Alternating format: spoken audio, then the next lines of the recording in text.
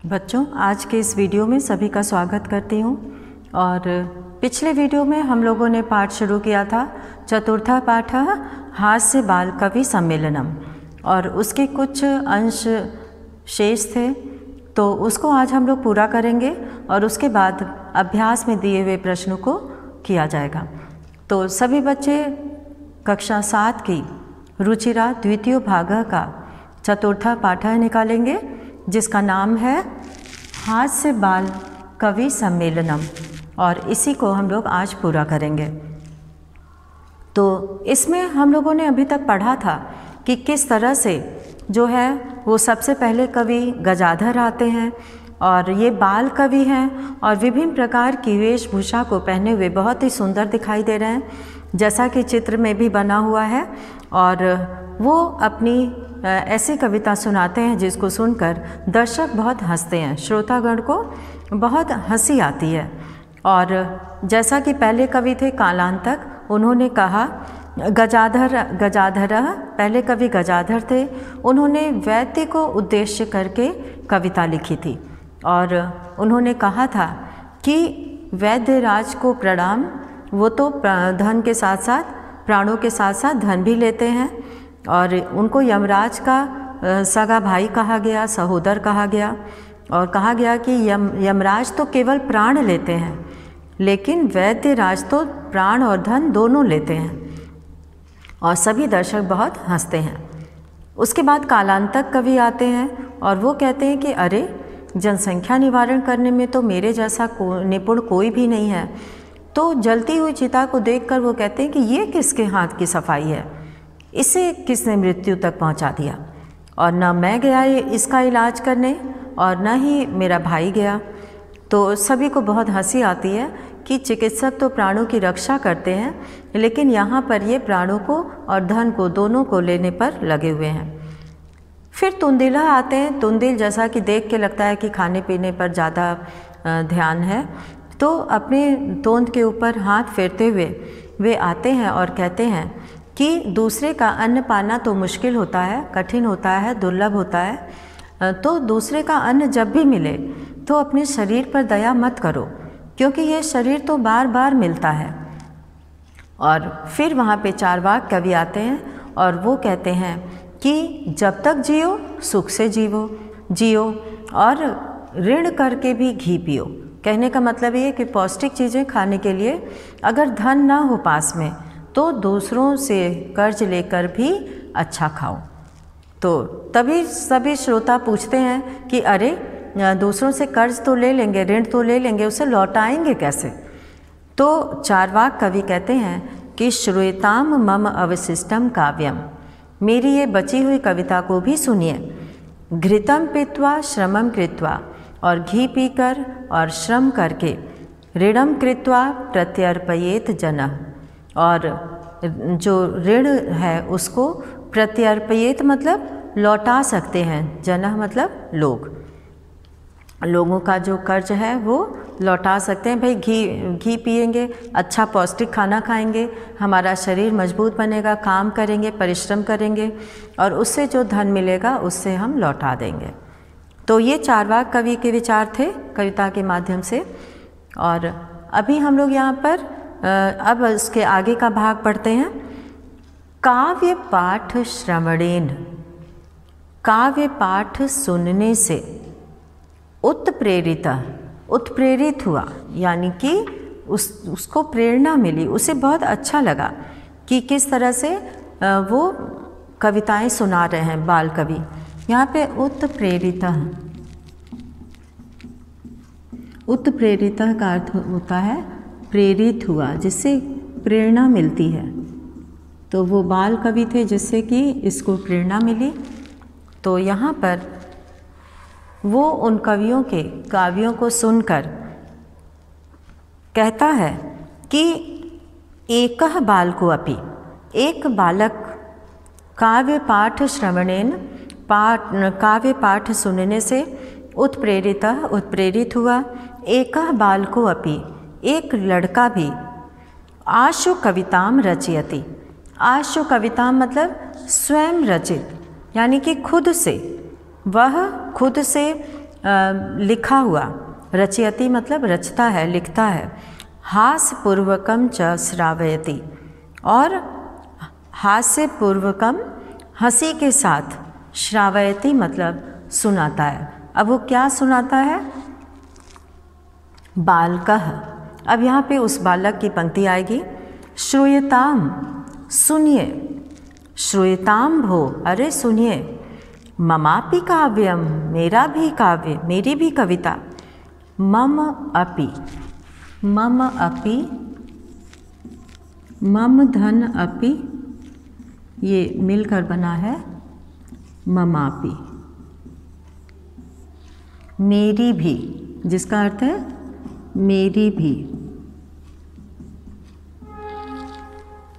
और काव्य मतलब कविता, मेरी भी कविता। श्रूयताम मतलब सुनिए। गजाधरम कविम, गजाधर कविम, चैव तुंदिलम भोज्यलोलुपम, गजाधर कवि और तुंदिल यानी कि तुंदिल कवि जो है वो भोज्यलोलुपम, भोजन के लालची, कालांतकम तथा वैद्यम चार्वाकम च नमामि अहम, कालांतक और वैद्य चार्वाक को नमाम्यहम, नमस्ते करता हूँ, प्रणाम करता हूँ।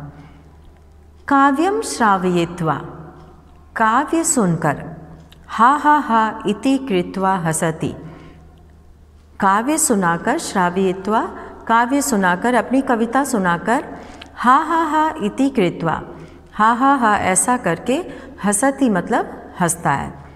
अन्य चापी, और दूसरे भी, हसन्ति मतलब हंसते हैं।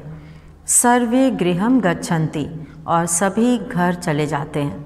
तो इस तरह से इस पाठ में बहुत सारे जो चारों कवि थे उन्होंने तरह तरह की कविता सुनाई, और इससे एक बालक भी प्रेरित हुआ और उसने भी अपनी लिखी हुई कविता को सुनाई। तो इस तरह से ये पाठ पूरा होता है। और इसके बाद हम लोग यहाँ पर अभ्यासा देखेंगे, पेज नंबर 21 पर। अभ्यासा में जो पहला प्रश्न है वो उच्चारणम कुरुत है, उच्चारण करो। तो संस्कृत में उच्चारण का विशेष महत्व होता है। अगर सही ढंग से उच्चारण न किया जाए तो लिखने में भी त्रुटियां होती हैं। तो इसको सुनकर सभी बच्चे इसका अभ्यास करेंगे। तो सबसे पहला यहाँ पे दिया हुआ है ऊपरी, ऊपरी, दूसरा है अधः, तीसरा है उच्चैः। हम एक लाइन से इस तरह से पढ़ रहे हैं, ऊपरी, उच्चैः, अधः, उच्चैः, नीचैः, बहिः, अलम, कदापि, अन्तः, पुनः, कुत्र, कदा, एकदा।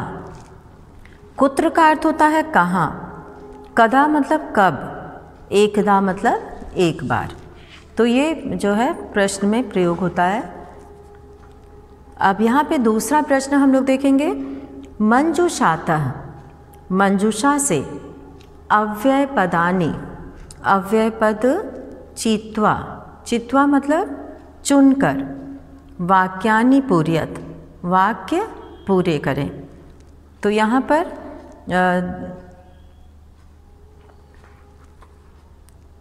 पहला दिया है अलम। अलम का प्रयोग मना करने के अर्थ में होता है। सबसे पहले हम लोग मंजूषा बॉक्स को कहते हैं। तो मंजूषा में दिए गए इन शब्दों को पहले अर्थ इसका समझ लेंगे, ताकि वाक्य का अर्थ समझकर हम उसका प्रयोग सही जगह पर करेंगे। तो अलम का अर्थ होता है मना करने के अर्थ में या पर्याप्त के अर्थ में। जैसे हम लोग कोई चीज़ कोई देता है ना, तो हम लोग कहते हैं कि बस करो, इतना बहुत है, तो उसके लिए भी अलम का प्रयोग किया जाता है। तो यहाँ पे अलम का अर्थ मना करने के भी अर्थ में होता है। अलम, अंतः, बहिः, अधः और ऊपरी, ये 5 पद यहाँ पे दिए गए हैं। इसमें विभक्ति लगी हुई है, इसलिए इसको पद कहा जाएगा। अलम का अर्थ होता है मना करना, अंतः अंदर, बहिः बाहर, अधः नीचे, ऊपरी ऊपर। अब यहाँ पे जो पहला दिया हुआ है क, वृक्षस्य खाली जगह है, खगाः वसंती।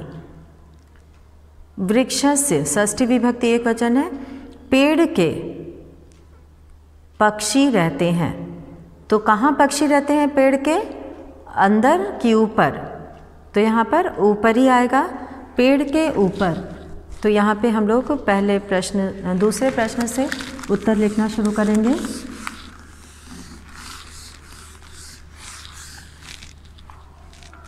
तो यहाँ हम लोग शुरू करेंगे उत्तर 2, इसका क लिखेंगे और इसमें हम लोग खाली जगह में भरेंगे ऊपर ही।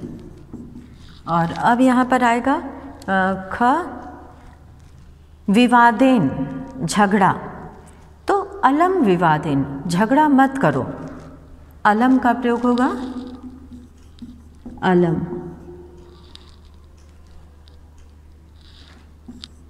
अलम को हम लोग ख में प्रयोग करेंगे। और अब ग में देखते हैं, ग में क्या आता है? वर्षा काले गृहात, वर्षा काले बरसात के समय, गृहात मतलब घर से, माँ गच्छ मत जाओ, बहिः मतलब बाहर। तो यहाँ पे वर्षा काल में हम लोग कहते हैं ना बाहर मत जाओ, पानी बरस रहा है। तो यहाँ पे बहिः का प्रयोग करेंगे, बहिः का अर्थ होता है बाहर। और फिर है यहाँ पे मंचस्य श्रोतारः उपविष्टाः सन्ति।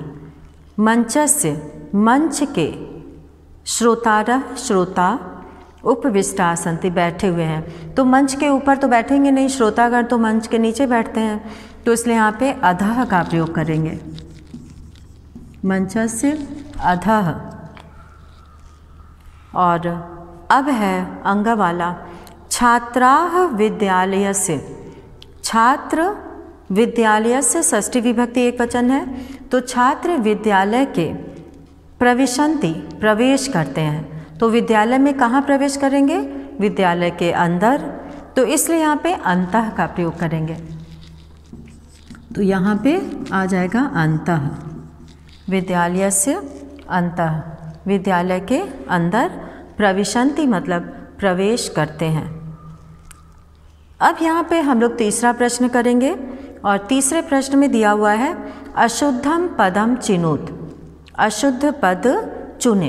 अशुद्ध का मतलब है कि जो गलत है, जिसमें अशुद्धियाँ हैं। और इस तरह से इसमें दिया हुआ है क में गमन्ति, यच्छन्ति, पृच्छन्ति, धावन्ति। तो यहाँ पे गमन्ति नहीं होता है, गम धातु से गच्छन्ति बनता है, गमन्ति नहीं होता है। और यच्छन्ति, पृच्छन्ति, धावन्ति ये सब बिल्कुल सही है। तो यहाँ पे गमन्ति को हम लोग दूसरे प्रश्न में अलग करेंगे। तो उत्तर ये 3 है और उत्तर 3 के क में हम लोग गमन्ति को लिखेंगे।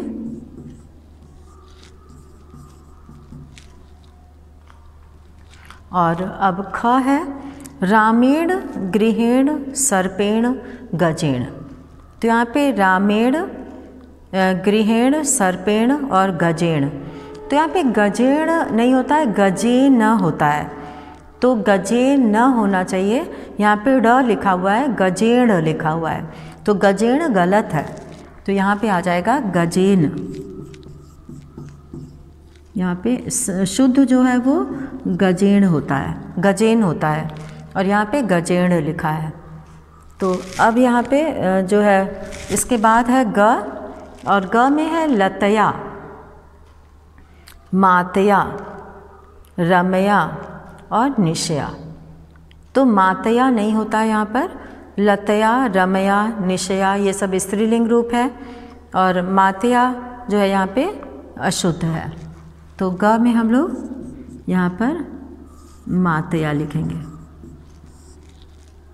और अब है यहाँ पे घ वाला हम लोग दूसरी तरफ लिखते हैं, यहाँ पर लिख देते हैं घ। और घ में है लते, रमे, माते, प्रिय। यहाँ पे लते, रमे, माते और प्रिय। तो यहाँ पे माते पद जो है वो अशुद्ध है, तो यहाँ पे लिखेंगे माते। और अब आगे वाला है लिखति, गर्जति, फलति, सेवति। तो यहाँ पे लिखति, गर्जति, फलति ये सब शुद्ध है और सेवति ये अशुद्ध है। सेवति। और अब है यहाँ पे चौथा प्रश्न हम लोग करेंगे। अशुद्ध पद को चुनने के लिए हमें जितने भी पद दिए जाते हैं वो सभी पदों को अच्छे से देखना चाहिए कि उसमें कौन सा मूल धातु है और उससे वो किस लकार का रूप बना हुआ है और कौन सा वचन है उसमें और वो शुद्ध है कि नहीं है। तो ये ध्यान देते हुए इसको करना चाहिए और सभी शब्दों पे, सभी पदों पर ध्यान देना चाहिए। सभी पद को पढ़ने के बाद ही सही उत्तर चुनना चाहिए। तो अब यहाँ पर मंजुषातः, मंजुषा से समानार्थक पदानि। समानार्थक पद, समान अर्थ जिसका हो उसको समानार्थक कहते हैं। पर्यायवाची शब्द भी होता है जो एक जैसा अर्थ देने वाला होता है। तो समानार्थक पदानि, यहाँ पे पदानि का प्रयोग इसलिए किया गया है क्योंकि बहुवचन है, बहुत सारे पद हैं यहाँ पे, इसीलिए समानार्थक पदानि कहा गया है। चित्वा का अर्थ होता है चुनकर, लिखत मतलब लिखो। तो यहाँ पे मंजुषा में जो पद दिया गया है पहले हम लोग उसका अर्थ समझेंगे। प्रसन्नतायाः, यहाँ पर लिखा है प्रसन्नतायाः यानी कि प्रसन्नता। चिकित्सकम यानी कि वैद्य, डॉक्टर। लब्ध्वा, लब्ध्वा यानी प्राप्त करके। शरीरस्य, शरीरस्य मतलब शरीर का। दक्षाः, दक्षाः का अर्थ होता है प्रवीण, कुशल, एक्सपर्ट जिसको बोलते हैं कि वो अपने काम में बहुत ही कुशल हो, तो उसको दक्ष कहते हैं। तो यहाँ पे जिन शब्दों का समानार्थक पद चुनना है वो है प्राप्य। प्राप्य का अर्थ होता है प्राप्त करना। कुशलाः, कुशल। हर्षस्य, प्रसन्नता का। देहस्य, शरीर का। वैद्यम, वैद्य। तो इसमें हम लोग जो सबसे पहला यहाँ पे भरेंगे प्रश्न 4 में, तो इसमें जो है नंबर नहीं डला है, हम लोग शब्दों को लिख के तब उसका समानार्थक पद लिखेंगे चुनकर। तो शुरू करते हैं इसको। यहाँ पर हम लोग नंबर डालेंगे। उत्तर संख्या 4 है ये। और सबसे पहला जो समानार्थक पद लिखना है वह है प्राप्य। तो प्राप्य का हो जाएगा लब्ध्वा। लब्ध्वा मतलब प्राप्त करना, यहाँ पे लब्ध्वा। और दूसरा है कुशलाः। कुशलाः का हो जाएगा कुशलाः, इसका हो जाएगा दक्षाः। और फिर है हर्षस्य। हर्षस्य में प्रसन्नतायाः। हर्षस्य प्रसन्नतायाः। देहस्य, शरीरस्य।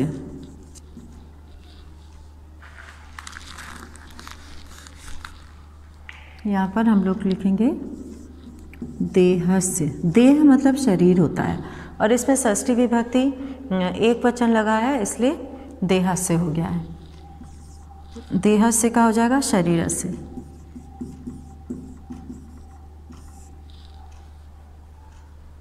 और अब है वैद्यम। वैद्यम चिकित्सकम। वैद्यम चिकित्सकम।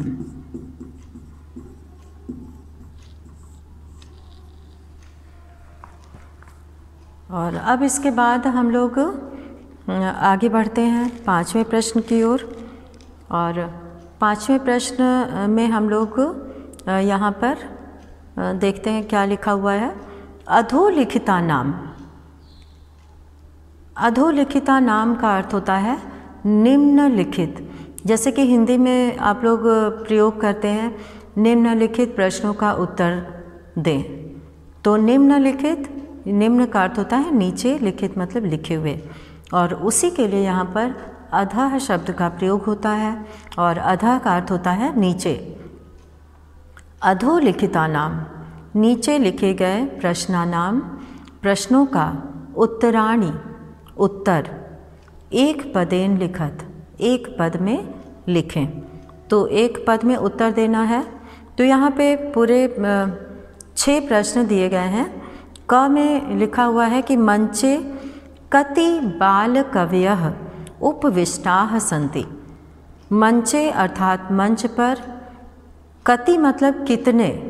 जब भी संख्यावाचक पूछा जाए वहाँ पे कति का प्रयोग होता है, प्रश्नवाचक। तो मंचे यानी कि मंच पर, कति मतलब कितने, बाल कवयः उपविष्टाः सन्ति, बाल कवि बैठे हुए हैं। तो ये जो है हम लोग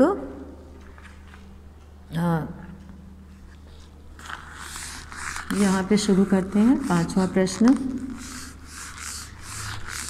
चौथा प्रश्न हो गया है, और अब हम लोग यहाँ पे संख्या डालेंगे। उत्तर 5, उत्तर 5 का क। तो 4 बाल कवि थे, तो यहाँ पे लिखेंगे एक पद में उत्तर देना है, तो हो जाएगा चत्वारः। और अब हम लोग ख करेंगे। के कोलाहलम कुर्वन्ति, के कोलाहलम कुर्वन्ति, कौन शोर कर रहे थे, तो श्रोतारः, श्रोता,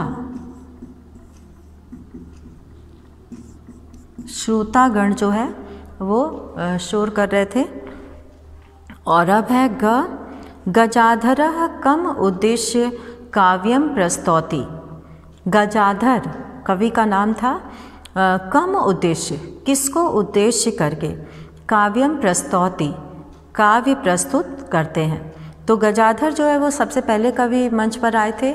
उन्होंने आधुनिक वैद्य को उद्देश्य करके काव्य किया था। आधुनिकम, आधुनिक वैद्यम, आधुनिक वैद्यम, आधुनिक वैद्य को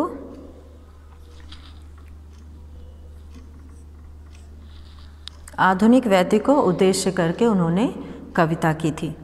और अब है घ, तुंदिलः कस्य ऊपरी हस्तम आवर्तयति। तुंदिल किसके ऊपर हाथ फेरता है, तो तुंदस्य, तोंद के ऊपर। तो यहाँ पे हो जाएगा तुंदस्य, तोंद के ऊपर, अपने पेट के ऊपर वो हाथ फेरता है। अब है अंग, लोके पुनः पुनः कानि भवन्ति। संसार में बार बार क्या होते हैं। तो यहाँ पे बार बार पुनर्जन्म होता है, तो इसीलिए शरीराणि, यानी कि शरीराणि तो लोग संसार में बार बार प्राप्त होता है, इसीलिए यहाँ पे शरीराणि लिखेंगे। और अब है यहाँ पे च, किम कृत्वा घृतम पिबेत। किम कृत्वा, क्या करके घी पीना चाहिए, तो ऋणम कृत्वा, ऋणम, ये एक शब्द, एक पद है, तो यहाँ पे हम लोग म लिख के हल लगाएंगे। ऋणम कृत्वा, किम कृत्वा घृतम पिबेत, क्या करके घी पीना चाहिए, ऋणम कृत्वा। तो यहाँ पे ऋणम हो जाएगा किम की जगह पे। और अब हम लोग प्रश्न 6 करेंगे। और ये जैसा कि चित्र बना हुआ है, एक कहानी है ये।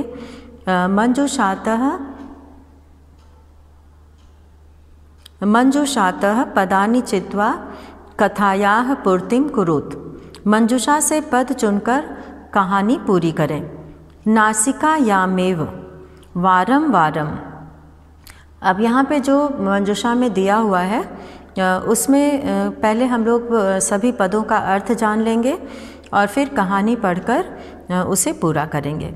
नासिकायामेव, नाक से, नाक पर ही, वारम, वारम का अर्थ है बार बार, खड्गेन तलवार से, दूरम दूर, मित्रता दोस्ती, मित्र, मक्षिका मक्खी, व्यजनेन, व्यजनेन मतलब पंखा, उपाविशत बैठी, छिन्ना कट जाना, सुप्तः सोया हुआ, प्रियः प्रिय। तो सुप्ता का अर्थ है सोए हुए। पुरा मतलब बहुत पहले, एकस्य नृपस्य एक राजा, एक राजा का, एकह मतलब एक। अब हम लोग कहानी इसको समझेंगे और जहाँ पे खाली जगह पे जो भी शब्द आएगा उसको हम लोग एक लाइन से यहाँ पे लिखते जाएंगे। तो सबसे पहले खाली जगह में जो शब्द आएगा उसको सबसे पहले लिखेंगे। तो यहाँ पे हम लोग प्रश्न 6 पूरा करते हैं। तो उत्तर 6 यहाँ पे संख्या डालेंगे और सबसे पहले यहाँ पे जो वाक्य पद आएगा उसको कहानी पूरा करने के लिए पहले लिखेंगे। पुरा बहुत पहले, एकस्य नृपस्य एक राजा का, एकः वानरः आसीत् एक राजा था। कैसा? एक बंदर था। कैसा बंदर था? प्रियः एक राजा के पास एक उसका प्रिय बंदर था। राजा का बहुत प्रिय बंदर था। एकदा नृपः एक बार राजा, सुप्त आसीत, सुप्तः आसीत, यहाँ पे सुप्तः आ जाएगा। एक बार राजा, आसीत मतलब था, तो यहाँ पे लिखेंगे सुप्तः, सोया हुआ था। कैसा था? सोया हुआ था। यहाँ पे सुप्तः का प्रयोग होगा। बालः वानरः व्यजनेन तम अविजयत, वानरः बंदर पंखे से, तम अविजयत उसको हवा कर रहा था, व्यजनेन, यहाँ पर व्यजनेन आ जाएगा पंखे से। अविजयत पंखा कर रहा था। तदैव एका तभी एक, मक्षिका यहाँ पर मक्खी, यहाँ पे मक्षिका आ जाएगा। मक्षिका यानी कि मक्खी, मक्षिका। नृपस्य नासिकायाम राजा की नाक पर, उपाविशत, उपाविशत मतलब बैठ गई, उपाविशत, उपाविशत का अर्थ है बैठ गई। एक मक्खी राजा की नाक पर बैठ गई। यहाँ पर नंबर डाल देते हैं कि पहले खाली जगह में ये भरना है, दूसरे खाली जगह में ये, तीसरे में ये, चौथे में ये और पांचवें में ये। और अब हम लोग यहाँ पे लिखेंगे छठा। तो एक मक्खी जो है राजा की नाक पर आकर बैठ गई। यद्यपि वानरः, यद्यपि बंदर, व्यजनेन ताम निवारयति स्म पंखे से उसे हटा रहा था। यहाँ पे वारम वारम, वारम वारम आएगा बार बार, वो बार बार उस मक्खी को उसकी नाक पर से हटा रहा था। तथापि फिर भी, सा पुनः पुनः वह बार बार नृपस्य नासिकायामेव उपविशति स्म, वो बार बार आकर राजा की नाक पर बैठ जा रही थी। तो यहाँ पे नासिकायामेव 7 हो जाएगा। 7वें खाली जगह में नासिकायामेव, नासिकायाम एव, नाक पर ही, उपविशति स्म बैठ जा रही थी। अन्ते सह मक्षिकाम, अंत में वह मक्षिकाम मक्खी को, हंतुम मारने के लिए, प्रहारम अकरोत प्रहार करता है। तो किससे प्रहार करता है? हम लोग यहाँ पे 8वें नंबर पे लिखेंगे खड्गेन। यहाँ पर खड्गेन यानी कि तलवार से, खड्गेन तलवार से, प्रहारम अकरोत प्रहार किया। मक्षिका तो उड्डीय, मक्खी तो उड़ गई। दूरम गता उड़कर, उड्डीय उड़कर, दूरम गता। तो 9वें नंबर पे हम लोग लिखेंगे दूरम, खाली जगह में दूरम गता। किंतु खड्ग प्रहारेण, तलवार के प्रहार से, नृपस्य नासिका राजा की नाक, छिन्ना अभवत, छिन्ना अभवत मतलब कट गई, छिन्ना अभवत कट गई, राजा की नाक कट गई। अत एवोच्यते, और इसलिए कहा गया है मूर्ख जनैः सह नोचिता। नोचिता मतलब न उचिता, उचित नहीं है। क्या चीज़ उचित नहीं है? मूर्ख जनैः सह मित्रता, मित्रता उचित नहीं है। मूर्ख लोगों के साथ दोस्ती करना उचित नहीं है। वह बंदर भी मूर्ख था और वो राजा का बहुत प्रिय था, लेकिन उसने राजा की नाक कटवा दी, तो वो तलवार से कट गई उसकी नाक। तो ऐसे लोगों से मित्रता उचित नहीं होती है। तो आज हम लोगों ने इस पाठ के विलोम पद यहाँ पे दिया हुआ है, और विलोम पद हम लोग लिखेंगे यहाँ पे।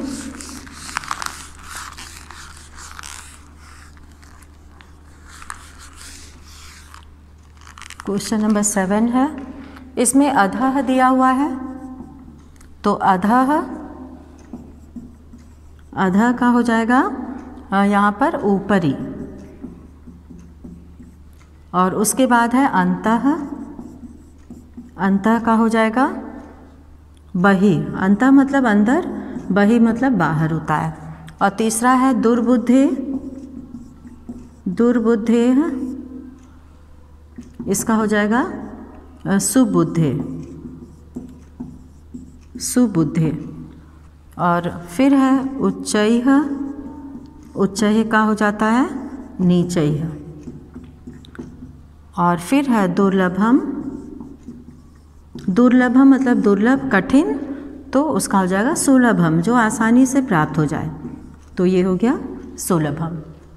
तो इस तरह से हम लोगों ने इस पाठ के सभी प्रश्नों को पूरा किया, और अंत में बहुत अच्छी कहानी थी जिससे हम लोग खाली जगह को भरे।